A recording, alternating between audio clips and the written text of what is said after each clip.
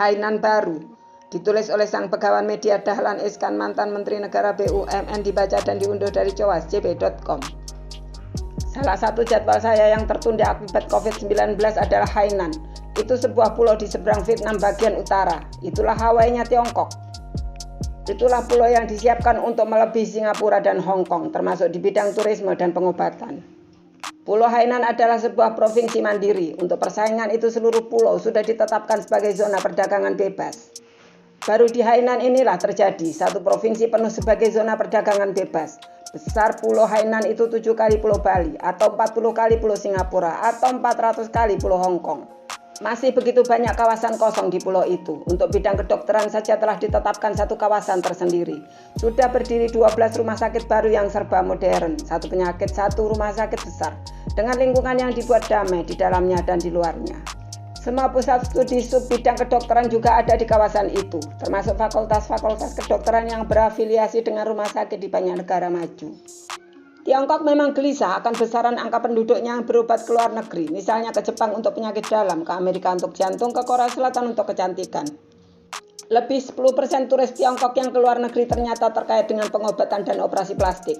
Stem cell menjadi salah satu unggulan kawasan kedokteran baru ini. Satu rumah sakit besar tersendiri dibangun khusus untuk stem cell, juga untuk bank tali pusar bayi.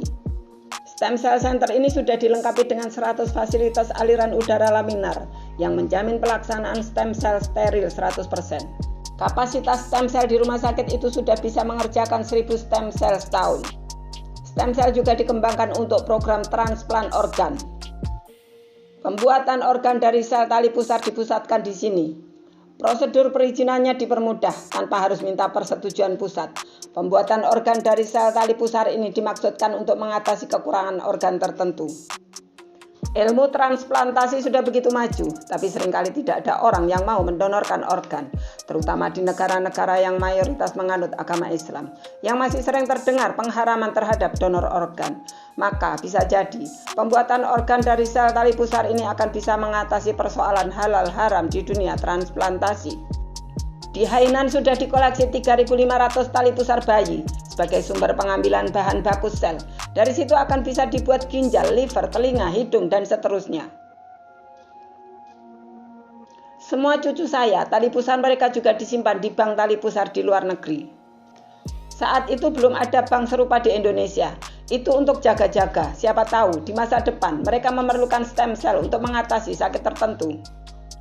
Pulau Hainan sekarang ini hanya berpenduduk 9 juta orang, bandingkan dengan Singapura, yang wilayahnya hanya 1/40. Penduduknya 5 juta orang, masih sangat luas daerah kosong di Hainan. Grup Sinarmasnya Eka Cipta Wijaya memiliki hutan tanaman industri hampir 1 juta hektar di pulau ini. Saya sudah 3 kali ke Hainan, salah satunya bersama Wakil Presiden waktu itu, Yusuf Kala, yakni ke kota Boao. Beberapa kepala negara kumpul di kota Boao setiap tahun untuk membicarakan isu-isu dunia di Boao Forum. Di Boao inilah, di pinggir pantainya yang indah, pusat pengobatan Hainan dibangun, termasuk pabrik-pabrik obat terkemuka dari Eropa dan Amerika, bebas pajak, bebas bea.